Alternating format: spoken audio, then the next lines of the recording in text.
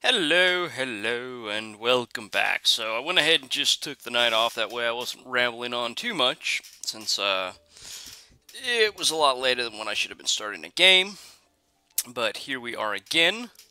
So I guess this is as good a time as any for like a mid-game spiel here. So, the good. Uh, I mean, I just like the build. I love the flexibility of it overall. It's worked out great.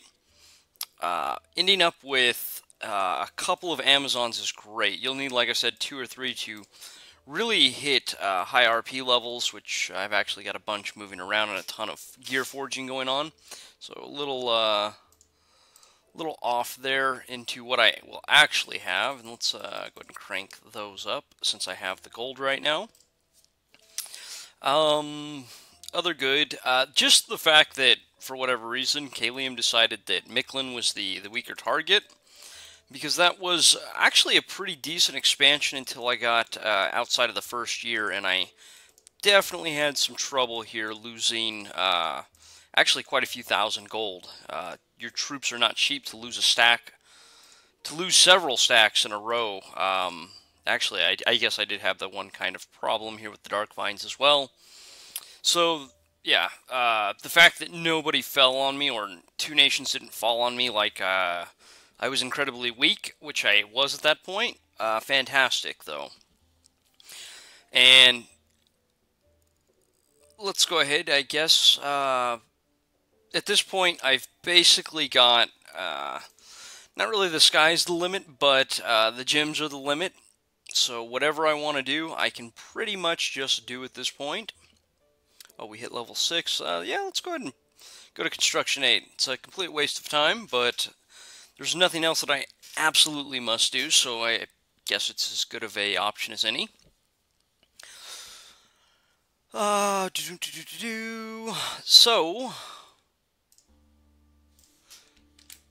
let's switch this up, because I've actually got a multiple nature down here now, so I can do that a little more efficiently here. Oh, speaking of, I actually needed to start forging up my... Boy, that's,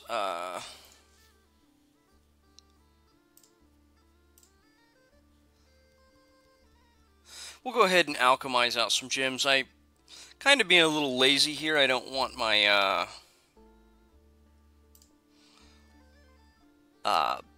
her to go ahead and turn off, Skadi, the Huntress. Mainly because I'm just really lazy. I don't want to cycle through her each turn, so we're going to look to get Illwinter up at this point, so let's go ahead and forge up a... Looks like we're not going to be doing this efficiently, because I have to have him forge up a Thistle Mace for me, because I still want to get as many Vine Shields out. I still got quite a few Giants here, and I would like to have them basically all rolling. Even though I'm going to have a bunch of Horror Helms that... really are not optimal for the air versions. I don't think I'm going to end up with the Abductor, or the game will pretty much be over by that point, so... I don't know, maybe I'll get a bunch of air gems out of Kalium and I'll be able to do a couple more Empowers. We'll see how this all works out. So you're diseased, huh? The bad. Honestly, the expansion, little rougher than what it should have been. It's not that I did not realize these 2 provinces were not going to be ridiculously hard to take. I kind of thought there might be a problem when I saw the Dark Vines here, because that means that there's going to be some of those Druids. They do have the Agony, as well as the fact that they have the General Nature Gem, so I might see some Swarm Spam. So I was actually a little nervous hitting this with, I don't remember what I had, around 10 of my Skin Shifters. This one really kind of came out of left field. I'm not going to lie. I know that Wolf Tribe... Wrong province? Really? Well, where the heck were the Wolf Tribe at? I think they were right here. Wherever the Wolf Tribe happened to have been at. Right here, okay. Wolf Tribe can be... I don't know, I've had several people comment on several videos, because I usually say Wolf Tribe can be a problem if you don't route them fast. And honestly, their stats are not really all that great, and being that they're undisciplined, so they really end up with like just a morale 10, just a base, because they're going to be in their home province automatically. Means that they're really not all that hard to rout off, and generally you can take care of them. But certain units really have a problem with the dual-wielding nature. Just, you watch them shred up 10 or 15 of my skin shifters when they fought to the death, and that was really no joke there, because I think there was only 4 or 5 left and they still hadn't routed. They literally fought to the last man, and when that does happen, Wolf Tribe are actually pretty dangerous for actually a fair number of nations. And this is not a nation that really has your very low-tech nation pretty much relegated to the medium armor category. I would say maybe your the Huskarl that costs 33 resources that has, I believe, the Skelmel Harbuck is actually, he's really pushing the very top end of the medium infantry, or like lower end of heavy infantry. But these double daggers can really shred giants in a hurry. Six attacks coming out of a square. So before armor, we'll just kind of look at it. One square of Wolf Tribes manages to put out, let's see, that's 24 multiplied by 3, 72 damage per square. And that's a lot. It's not nowhere near like an Ulm where it's almost like 17 or 19 damage, I think, are their numbers per square for their weapons, but this is still really, really high. Not to mention this is piercing damage, so they are going to be ignoring some of your already not great armor in the first place, so a lot of that damage is going to be going through. That was really unfortunate, and actually put me in a situation where I probably don't lose the game, because honestly, Niefelheim is really kind of impossible to lose the game with. I'm not going to say it's impossible. You would really have to make many, many mistakes to actually lose the game, I believe, though. So, yeah, could it have definitely have backfired in a bad way, just due to really me trying to take these two provinces with a number of forces that I know are unacceptable to do. This one, I was a little worried with the 10, but I thought I was going to be able to clear it, and the Wolf Tribe really did. Sometimes they just fight out to the end, and thankfully, like I said, on the good things, the good side of things, a nation who appeared to be pretty aggressive, probably set to aggressive AI, Kalium here, really did not jump me right out the gate, which would have been pretty earth-shattering, and turned this into a very, very long, grindy game. The other bad, I would say, I guess during the good, well, no, I'll just kind of throw that in at kind of the just general talking points at the end. Other bad,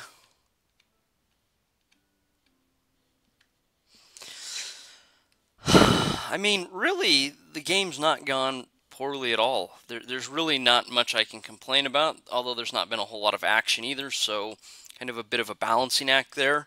So I guess really just some very poor expansion choices on my part, definitely in a couple of these, and a couple that I know can be hard, but I honestly expected better results from what I had sent into both of these provinces. Yeah, I mean, it's going to happen sometimes. Sometimes your expansion forces are just going to just whiff a lot when they shouldn't, or they're just going to get hit for like a ton of bricks by units they shouldn't. It happens to everybody. So, now from here, I'm going to just kind of move into just like a general thing. And that is going to be, first off, giants. I really do not care for giant nations.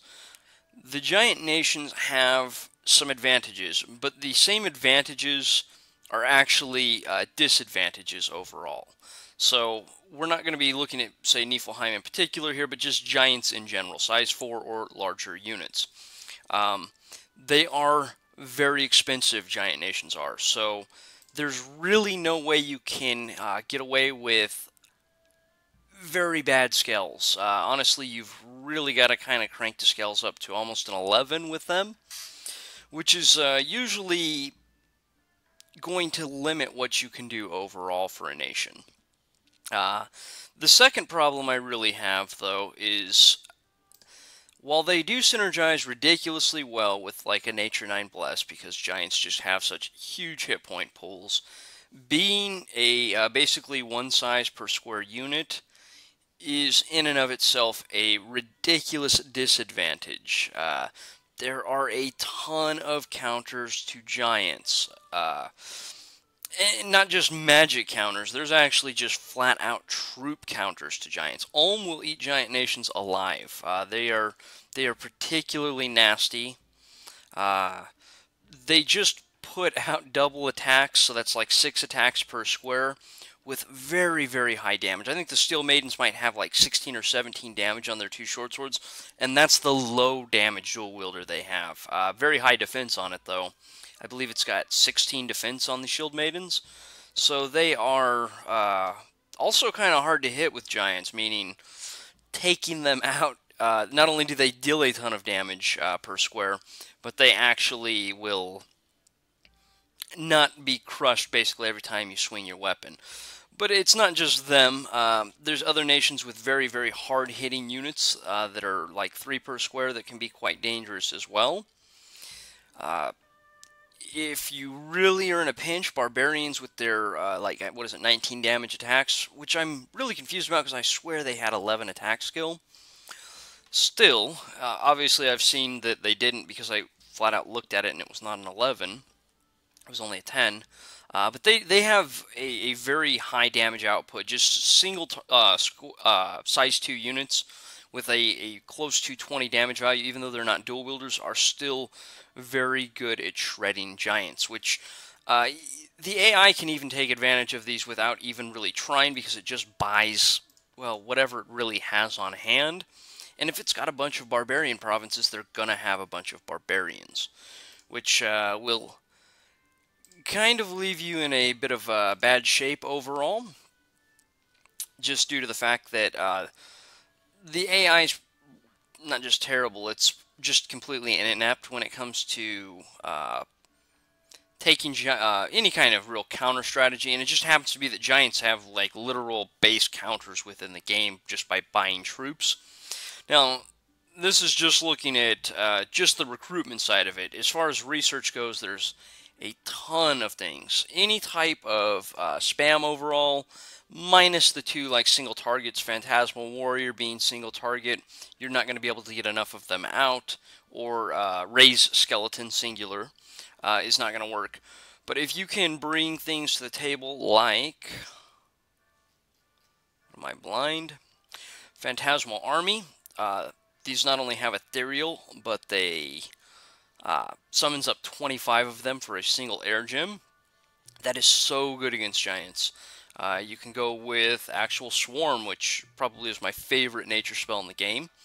Anytime a giant is swinging and not automatically killing something, especially like little size 1 bugs, that just makes it where your fatigue is just going to continue to build and build versus the opponent. Before your real troops even get in. So if they just go with like swarm spam and then the troops step up after your giants are already at, 10 to 20 fatigue, they're going to be in a lot better position overall. Skelly spam is going to be the exact same thing with raised skeletons or horde of skeletons. So this is just covered like the summoning side. Giants are also ridiculously vulnerable to single target, basically auto kill spells, Soul Slay. So, is this really going to affect your 15 MR Niefelheim Giants, your cap-only Sacreds? No, because they have that 15 MR backing them up.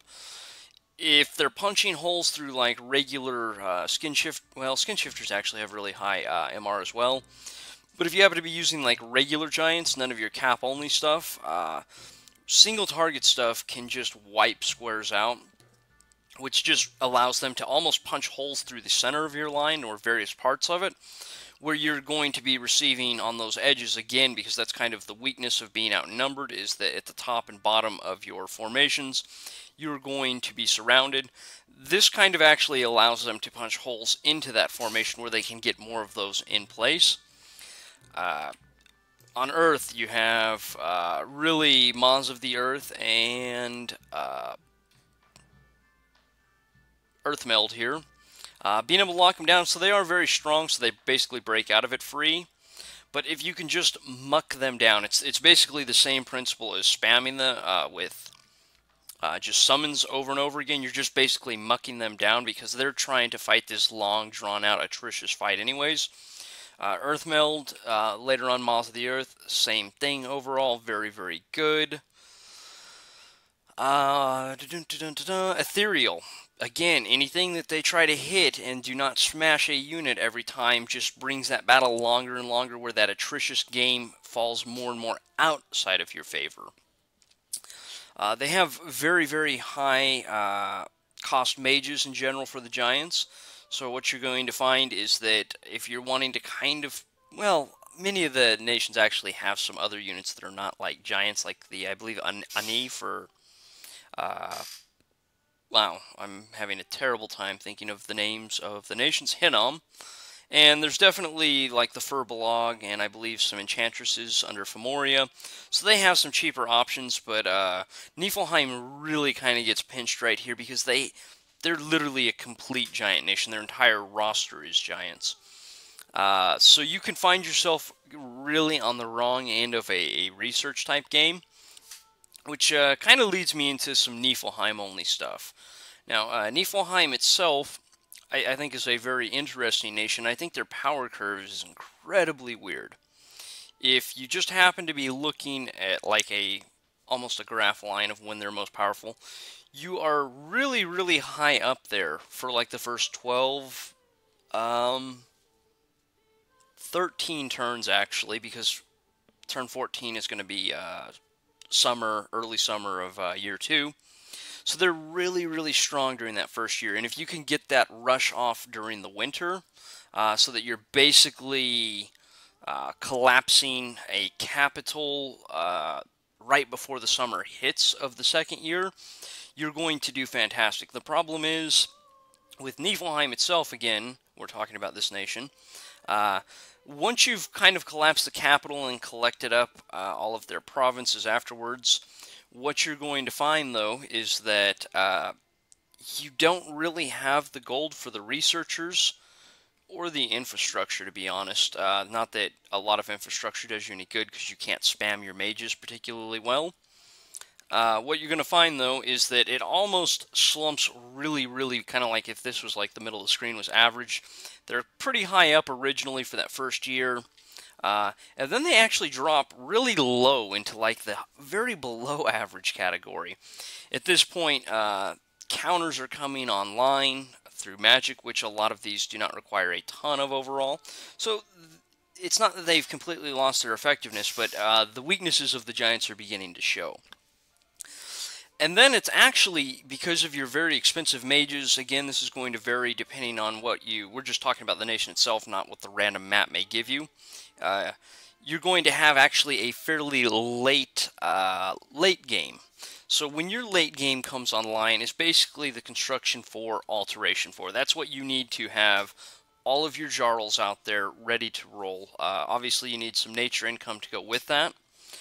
But that's when you're basically starting to swing kind of back into, I would say, the above average category again. You're not way up here like you were originally. And as the game continues to progress, you're either going to just continually make those giants stronger through deeper alteration research and grab up a few counter-type plays such as fire resistance here. Or you can go, the deeper construction route, or you can then turn into the blood magic.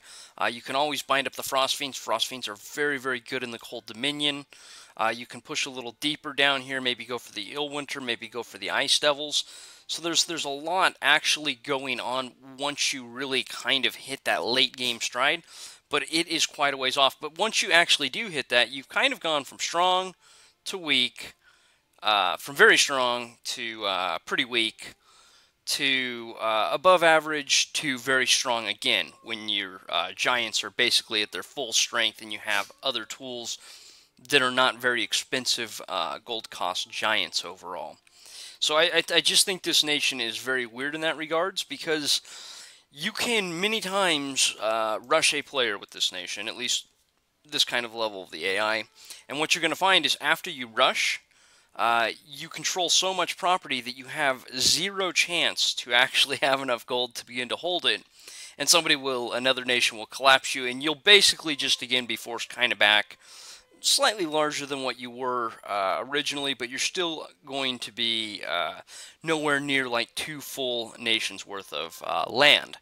So, and then once you get your Jarls online, your Jarls then begin to start absolutely tearing everything a new rear end. And then eventually your Jarls just become absolute monsters, just furious monsters. So, kind of in this regards of talking again about just Niefelheim itself, I really... what's a good way to put this? I really find the matchups to be very, very hit or miss. There's a lot of nations that are just basically hands off for that early power spike, but there's a lot of nations that are, you just absolutely will just steamroll them. Nations that are like cold nations that actually have no cold resist, such as the other Heims, Vanheim, Helheim, are actually ridiculously weak, and if you're rushing with giants, you're guaranteeing that they're going to have at least, one cold skill, I believe is what both of them start with. And what you're going to find is you will just absolutely steamroll them because they're a cold nation, so you're gaining... Your giants are pretty strong there, but on the flip side, if you try to rush, say, Ulm, or basically any real heat nation, yeah, you're really not going to be able to finish off a heat nation during the winter, early winter, winter, and late winter of the first year. So it's almost like that is going to be an incredibly bad matchup on the backside of it. You'll have just those 3 turns to basically cripple the nation, and then you're going to be fighting at a severe disadvantage. Then you've got nations like Ulm, which just have complete counter troops to you. You've got nations like Yomi, which, if they happen to be running those turmoil skills, Ko-Oni and triple turmoil skills, even when you kill them, they actually turn into ethereal units afterwards. You'll never chop through Yomi's units. On the same principle of ethereal, it can be extremely problematic.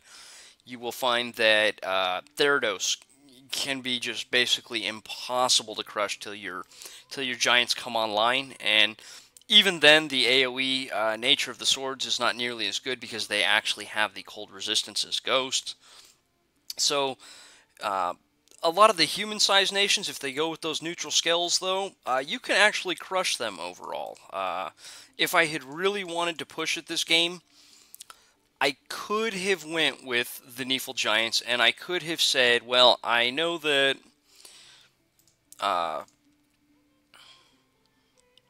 Acro here is a neutral skill as far as heat. So there are 2 of 4 nations that are completely rushable, and I will absolutely just crush one of them right out the gate. Now that's assuming they didn't grab some heat skills for whatever reason, because the AI just does some weird stuff sometimes.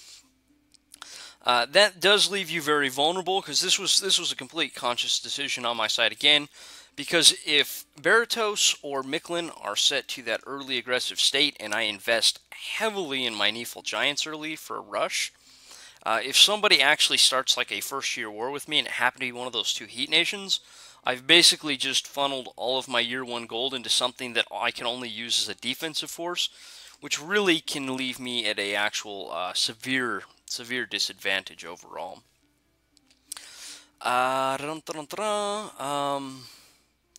Yeah, so it's just an odd nation, but I as kind of boring as this game's been, I've been very happy and very fortunate to end up with double Amazons here, and I'm really fortunate in this regards because I actually had planned on just doing a just base Neefel Giant rush because it's really quite strong depending on where you utilize it at.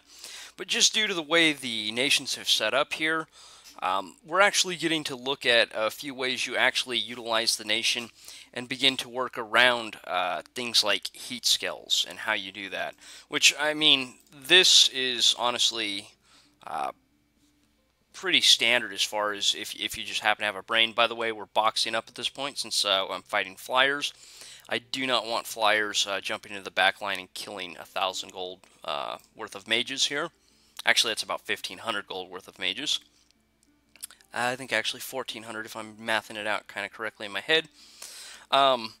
But this actually gives you a chance to see what are some of the tools that I look at here. What advantages, what disadvantages do I have? How do you deal with these disadvantages overall? I kind of wish I had looked at my giants to see what their encumbrance was in Heat 3. I might actually be better going with some fire resist rather than just the single wave warriors to kind of protect those wings like I was doing. Not to say I don't like this. Might have been a more optimal solution on my side of things. I just think that the game has worked out, even though it's not what I wanted to do, and what I wanted to do probably would have been like 7 or 8 videos where I probably would have just about killed all of the nations fairly fast. I rush into just more giant spam, probably taking out a second nation, and then just kind of trying to control my borders, and just then I'll rush for the last throne sometime around year 5. It's pretty simple to do with a giant nation, honestly. But I do think that this would probably be the superior setup where you can actually look at and see if you happen to be fighting these heat nations, what do you do about it? How do you respond? Are all of your jarls, because of their inherent weaknesses to fire? Wow, you're cursed. That's unfortunate. Are they pretty much garbage at that point? Do you really have no options? And the answer is no. You've actually got options. It's going to actually push you back in the research a bit because you really definitely need the invulnerability to come online. And you're really only going to be able to utilize it on about half your giants unless you, for whatever reason, build Death 4 on your Pretender. Because if you do go Death 4, you'll be able to do a Skull Staff into the Skull Faces, which will give all of your giants Death 3 in that head slot. I guess I probably should have put this under the bad category. I've actually been a little lazy. I should already have all of my Blood Hunters, especially knowing that my research was looking very, very strong overall. Yeah, that's kind of bad. Don't really wait this long on all of your Blood Hunters. You will regret it. I should actually not only have Illwinter up right this moment, but I should honestly have probably one Ice Devil, or if I wanted to, I should have quite a few Frost Fiends on hand. So, yeah, well, maybe not the smartest play on my part overall. Nature Gems, you really need that base 5 to really catch yourself overall. 5 will just let you get the necessary Vine Shields out for your Giants every other turn that come out, because that'll be 10 per 2 turns that they come out.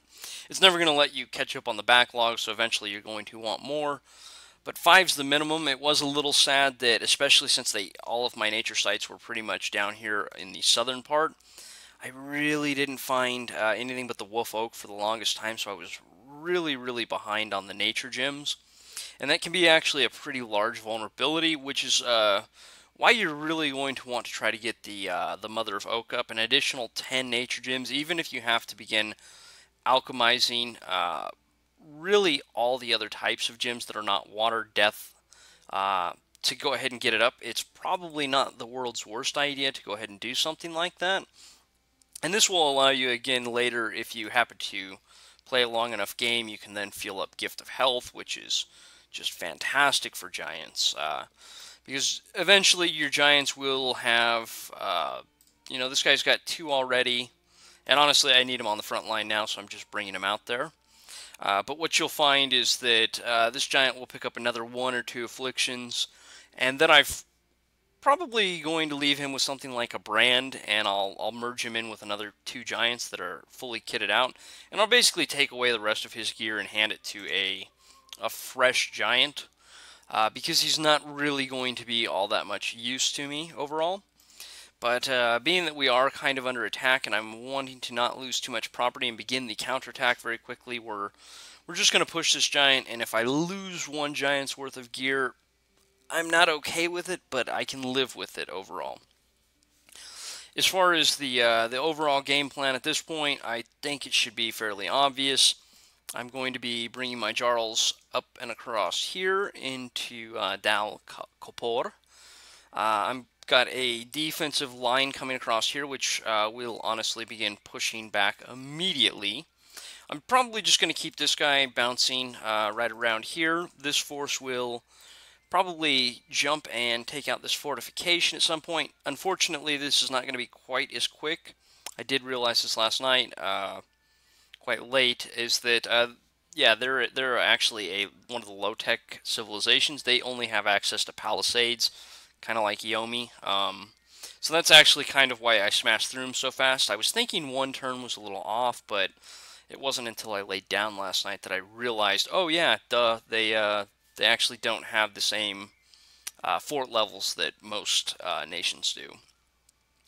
So once we just begin collapsing through my giants overall, it's pretty much just going to be good game. There's really not a lot more to say about it. I'm just going to go through and crush them. I am going to be focusing on getting Illwinter up, which will basically... I'm going to say they're a Heat 1 nation. I don't remember offhand. I know they're a Heat nation, but I can't remember how much. I believe it's Heat 1, so if I'm giving them Cold 3 skills, that's like negative 20% income, plus the unrest on top of it. They're a neutral nation, so they're going to be looking at negative 15% income, plus the unrest on top of it. This is also going to free up my Jarls from having to worry about any type of heat skills. I can just kind of march around the world. Likewise, though, I am getting one of these guys kitted out, because this guy is going to be going underwater. That was really nice of Micklin to make this Shambler skin armor for me. I would like to go ahead and put out a big congratulations and thank you to them, because it was just so nice of them to offer to do that for me. I am kind of having to kill the blood hunting right here. I honestly do not remember if hunting inside the fort means that they're actually outside the fort. So just to be safe, I'm just going to turn them off. You know what? Why don't we just go ahead and test it, since that way if they attack it, I can see if they snipe the Blood Hunter, and then I'll know in the future. Because I really don't remember that. So let's just go ahead and take a peek at the next turn, since this is the end of the mid-game spiel here. Oh, that hurts so bad. That hurts so bad, because these are the three provinces up here that I did not site search. So, Garden of Frozen Flowers, I believe, is double water and a burial mound, single death. Okay, so they attack in, or no, I attack in. This is going to be my regular army. Yeah, let's just take a peek. I don't think there's really anything to look at here. So I do have, wow, and you're still not quite embedded completely in the center of the line here.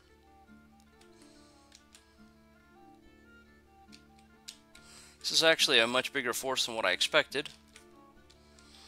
It was only showing about 20 troops. Some of this is going to be PD, I know, but that's actually far more than what I expected to find here.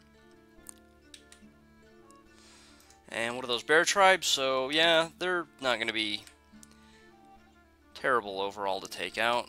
So I will win this, but it's actually going to cost me a fair amount of my troops, believe it or not.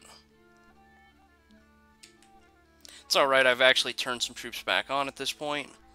Where's that white going? Is he going right into my back line? Somebody catch that. There you go. Thank goodness. I thought he was about to walk up and just kill one of my Geiges. Only lost a couple spearmen, and it looks like their losses were pretty significant. So, we'll watch these few, since wasn't really much going on this turn. So I've got my giants in the background here, and we're not going with the invulnerability anymore. We're not going to see it here. But Kalium actually has a fair number of ice weapons, which are counted as magical. So even my triple death versions, I've switched them up to just like the base. Wow, quick and self for whatever reason. Really, they should just be blessing and then dropping liquid body on themselves. Come on, guys, run after them and kill some more of them, please. Alright, well, still managed to snipe 47 of them. Looks like they hit the fields of gold, so they did not attack where my Amazons were. I'm going to lose that. It's not a huge army overall. And then there's a battle in the swamps, the only other area where I have no actual troops at. Again, they'll crush this quite easily.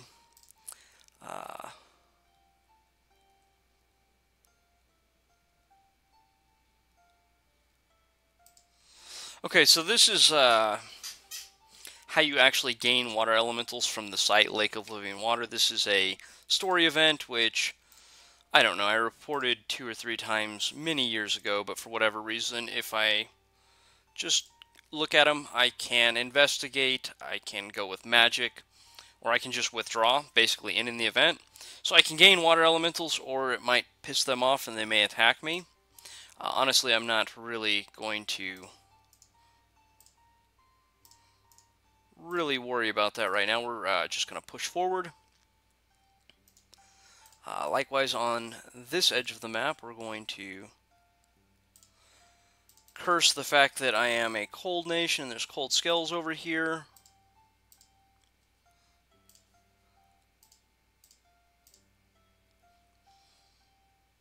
Well, that is actually really unfortunate. So we're going to swing this giant up. That looks like it'll be pretty easy. I'm just going to leave these guys here to kind of defend for a moment. We've got the throne here. How are you not clearing out all your afflictions and stuff? I have Dominion here. So let's go ahead and build up a temple. If my prophet dies, that's alright. We can live with that.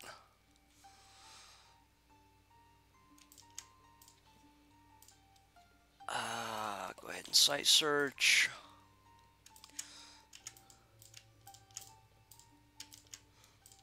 Site search. Site search. Site search. And wait. Then I'll just make sure I grab them all again.